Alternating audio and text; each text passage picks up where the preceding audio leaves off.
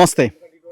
చివరికి మనం దాదాపుగా 5-6 కిలోమీటర్లు నడిచి హిడ్మా తల్లి పూజీ ఉంటున్న ఇంటికి మనం చేరుకోవడం జరిగింది. సో అత్యంత నిర్మలమైన ప్రశాంతంగా ఉన్న వాతావరణము మనకు కనబడతా ఉన్నది. సమయం దాదాపుగా 1 గంట అవుతున్నది. సో ఆల్రెడీ మనం హిడ్మా తల్లితో మాట్లాడించాము. సో అందరూ జర్నలిస్టులు ఆమెని కొన్ని ప్రశ్నలు అడిగారు. వాళ్ళకి గోండు భాష మాత్రమే వచ్చు. ఆ భాషలో ఆమె సమాధానం చెప్తే పక్కన ఉన్న వాళ్ళు ట్రాన్స్లేట్ చేశారు. సో అది మనం మీరు ఆ వీడియో కూడా ఇప్పుడు చూస్తారు. ఒక్కసారి ఆ తల్లి ఉంటున్న ఇల్లు చూడండి. చిన్న వాళ్ళ వాళ్ళ పాప ఇంకొకటి ఇందులో ఉంటున్నారట. మనం ఫస్ట్ చూపించిందేమో వాళ్ళ పెద్ద కొడుకు ఉంటున్నాడు అక్కడ, అంటే హిడ్మా వాళ్ళ అన్న ఉంటున్న మోయా ఉంటున్న ఇల్లు అది. సో ఇక్కడ తల్లి ఇక్కడ కొద్ది రోజులు, అక్కడ కొద్ది రోజులు అట్లా వచ్చి వెళ్తూ ఉన్నది. సో మధ్యలో దూరం ఒక 5-6 కిలోమీటర్లు నడిచి వెళ్తుంది, నడిచి వస్తుంది తను. సో ఈ ఇంట్లో ఆమె ఉంటున్నది. ఒకసారి ఆ ఇల్లు చూడండి ఎలా ఉంది అన్నది. అంటే చాలామంది అనుకుంటున్నారు కదా, సో వీళ్ళు ఏం సాధించారు, ఏం చేశారు అంటే, ఈ భూమి కోసం 5th షెడ్యూల్లో ఉన్న ఆదివాసీల హక్కుల కోసం పోరాటం చేస్తూ ఈ భూమి మనదే, ఈ అడవి మనదే అనే పోరాటంతో వాళ్ళు త్యాగాలు చేస్తున్నారు. సో ఆ త్యాగాలు చేస్తున్న వాళ్ళ ఇళ్ళు ఎలా ఉన్నాయి, ఆ తల్లుల ఇళ్ళు ఎట్లా ఉన్నాయి అన్నది మనం ఈ వీడియోలో ఒకసారి చూడొచ్చు. కర్రలతో నిర్మించిన ఇల్లు ఇది. ఆ పైన జాతీయ జెండాను పెట్టినట్టున్నారు సిఆర్పిఎఫ్ వాళ్ళు. సో భారతదేశం జాతీయ జెండాని ఎవరు కూడా ఉండొద్దని అనట్లేదు. అందుకే వాళ్ళు ఆ జెండాని అలాగే తన ఇంటి మీద రెపరెపలాడించేలా దాన్ని అలాగే ఉంచడం జరిగింది. మనం ఒక్కసారి చూడొచ్చు. ఆ తల్లి నివాసం ఉంటున్న ఇల్లు ఇది. కర్రలతో చిన్న చిన్న మొద్దు కర్రలతోనే నిర్మించబడి ఉన్నటువంటి ఇల్లు ఇది. ఈ ఇంట్లోనే ఆమె నివాసం ఉంటున్నది ఆ తల్లి. ఒకసారి మనం కొంత లోపలికి వెళ్ళే ప్రయత్నం కూడా చేద్దాం. సో ప్రస్తుతం హిడ్మా తల్లి నివాసం ఉంటున్నటువంటి ఇల్లు ఇది. ఒకసారి చూడొచ్చు. సో ఈ గ్రామాన్ని ఓయుపారా అంటారు. పారా అంటే గూడెము, వీధి అన్నట్టు.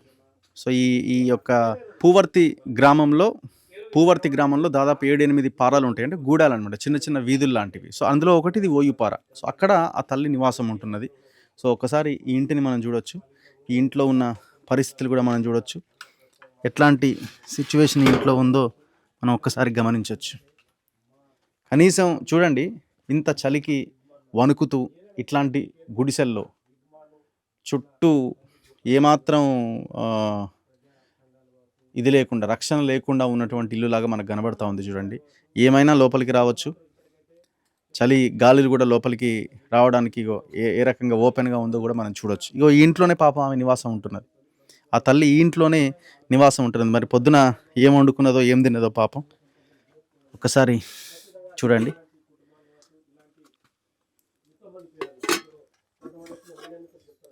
వీళ్ళు ఈ ధాన్యం తింటారు వీళ్ళు. చూడండి, ఇది యాక్చువల్గా మనం బ్రౌన్ రైస్ అంటుంటాం, కానీ ఇది చాలా హెల్దీ ఫుడ్డే. ఎందుకంటే వీళ్ళు రైస్ మిల్లులకు వెళ్ళి దాన్ని 2-3 సార్లు పాలిష్ చేసిన తెల్లన్నం తినరు వీళ్ళు.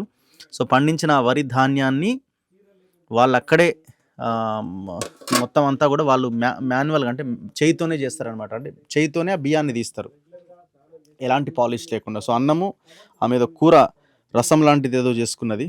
ఎవరి ప్లేట్లో చూడు ఈ గూడాల్లో కూర రసం లాగానే ఉన్నది. మనం చాలా ఇల్లు తిరిగినప్పుడు మనం చూడడం జరిగింది. సో ఈ ఇంట్లో ఆమె ఉంటున్నది చూడండి.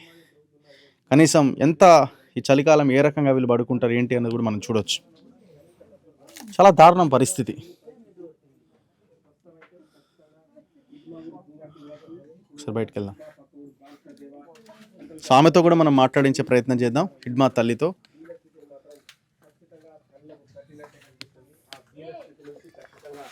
ఇన్నయ్య గారు, ఇన్నా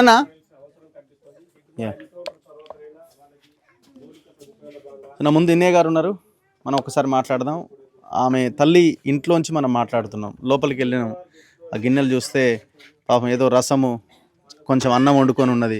మొత్తం గాలి అంతా లోపలికే వస్తుంది. చలికాలము, ఏవైనా లోపలికి రావచ్చు, పాములు, తేళ్ళు, ఏమైనా కూడా. సో ఇట్లాంటి ఇంట్లో ఆమె ఉండి ఉన్న పరిస్థితి. మీరు ఎట్లా దీన్ని ఈ విషయాన్ని చూస్తారు? అంటే ఇది చాలా బాధాకరమైంది, మన మాటల్లో చెప్పలేము. ఇది మనం ఎంత చెప్పినా కానీ తక్కువే.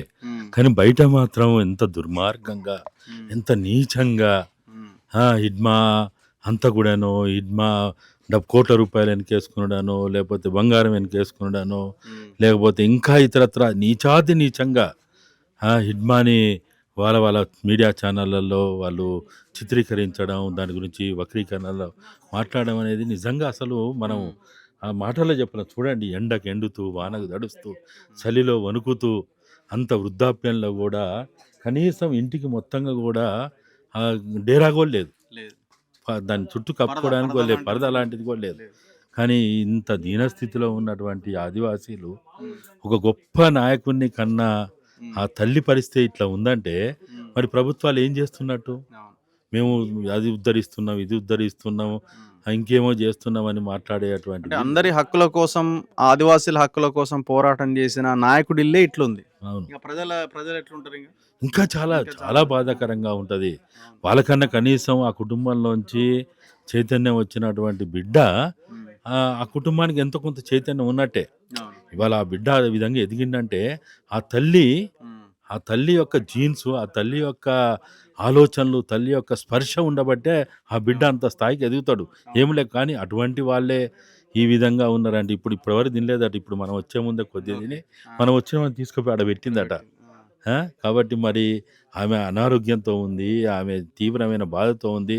ఆమె చెప్తా ఉన్నది కదా, అసలు ఆ రోజు నుంచి 18వ తేదీ నుంచి రోజు గుర్తు చేసుకుంటూ ఏడ్చుకుంటూ ఉండే పరిస్థితి తప్ప ఇంకోటి లేదు నాకు. నేనేం చేయాలి, నా బాధ ఎవరికి అర్థం కావాలని మాట్లాడే బాధ.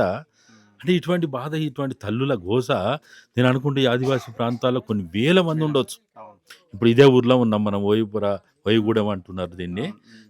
అదే మావోయిస్ట్ పార్టీలో ఇప్పుడు రోజు టీవీలలో, మీ పత్రికలలో వచ్చేటువంటిది ఏవైతే ఉన్నాయో, ఏది ఇప్పుడు బటాలియన్ ఇన్ఛార్జిగా ఉన్నాడు దేవా ఉన్నాడు, వర్షా దేవా ఇట్లా అని ఏదైతే వస్తున్నదో, మరి వాళ్ళ తల్లిదండ్రులు కూడా, వాళ్ళ కుటుంబం కూడా దీనమైన స్థితిలో ఉందని చెప్తా ఉన్నారు. మరి ఈ మార్పు ఎప్పుడు రావాలి, మార్పు ఎట్లా రావాలి, ఈ మార్పు రావడానికి ప్రభుత్వాలు ఏం చేయాలి, బుద్ధిజీవులు ఏం చేయాలి, రాజ్యాంగం ఏం చేయాలి, మీడియా ఏం చేయాలి, న్యాయస్థానాలు ఏం చేయాలి అనేది ఇప్పుడు మనందరం మాట్లాడుకోవాల్సిన విషయం. సరే, వాళ్ళు చేయాల్సింది చేసిండు, ఆయన ఒక్కొక్కరు ఒక్కొక్క రకంగా ఆయన గురించి మాట్లాడుకోవచ్చు.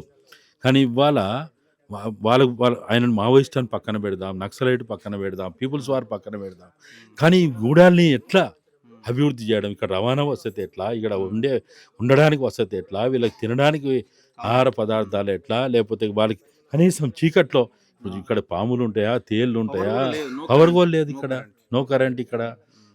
వాళ్ళు సొంతగా ఏదో సోలార్ కూడా సరిగా పనిచేస్తలేదు అంటున్నారు. కాబట్టి ఇంత దీనమైన స్థితిలో 75 సంవత్సరాల భారతదేశ గణతంత్ర దేశంలో మరి ఇట్లా ఉన్న పరిస్థితిని మనం అర్థం చేసుకోకపోతే, మనం అసలు నక్సలైట్లు, మావోయిస్టులు అనే దాన్ని పక్కన పెట్టాలి. కాసేపు మనం పక్కన పెట్టి, వాళ్ళు భారత పౌరులు, వీళ్ళు భారత పౌరులు అవునా కాదా, వాళ్ళ భారత రాజ్యాంగం వాళ్ళని కాపాడాలన్నా వద్దా? మరి ఓటు హక్కు ఉందంటున్నారు, స్వేచ్ఛ ఉందంటారు, చెప్పులు లేవు, చాలా మందికి లేవు. ఆ తల్లికి కూడా చెప్పులు లేవు. ఆ తల్లి చూడరాదు, ఆమె చెప్పులు లేక తీవ్రమైన అనారోగ్యంతో దీనస్థితిలో ఉన్నది. మనం ఉంటామా? పట్టణాల్లో ఉండి మాట్లాడే వాళ్ళం మన అందరం కూడా ఇలా ఉండగలుగుతామా? ఒక్క పూట, ఒక్క రోజు, ఒక్క గంట బతకగలుగుతామా? ఇది చూడ ఎంత దీనస్థితి, ఇది ఎంత బాధాకరమైన పరిస్థితి ఉన్నది ఇక్కడ. మొత్తం ఇగో ఈ కట్టెల ఇట్లా కట్టుకొని మనము కిటికీలు పెట్టి, డోర్లు పెట్టి, దానికి మెషులు పెట్టి, ఎన్నో మనం దోమలు రాకుండా ఎన్నెన్నో చేస్తాం కదా. మరి వీళ్ళు భారత పౌరులు కదా, భరతమాత బిడ్డలు కదా, వీళ్ళు కదా ఈ దేశాన్ని కాపాడింది. ఎవ్వరు కాపాడలే. వాస్తవంగా చెప్పాలంటే దేశ మూలవాసులైన ఆదివాసీలు తప్ప గిరిజనులు కాదు, దళితులు కాదు, బహుజనులు కాదు, ఎవరు కాదు. ఈ దేశాన్ని కాపాడింది వాళ్ళు, ఈ దేశ సంపదను కాపాడింది వాళ్ళు. మరి ఇవాళ మనము పెద్ద పెద్ద చదువుకొని భారత రాజ్యాంగం గురించి మాట్లాడి, ప్రజాస్వామ్యం గురించి మాట్లాడే మనము, మరి వాళ్ళు మన తోటి పౌరులు కదా, తోటి భారత మాత బిడ్డలు కదా, మరి వాళ్ళ గురించి ఆలోచించకపోతే ఎట్లా, వాళ్ళ గురించి మాట్లాడుకోకపోతే, చర్చించకపోతే ఎట్లా?